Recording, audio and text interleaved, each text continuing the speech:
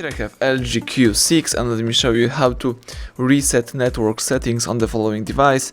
So at the very beginning, let's start by using your home screen right here. Let's find and select the settings. Then let's choose the general, scroll down and select the backup and reset right here. Let's tap OK. Let's scroll down and here you should find network settings reset. Let's tap it.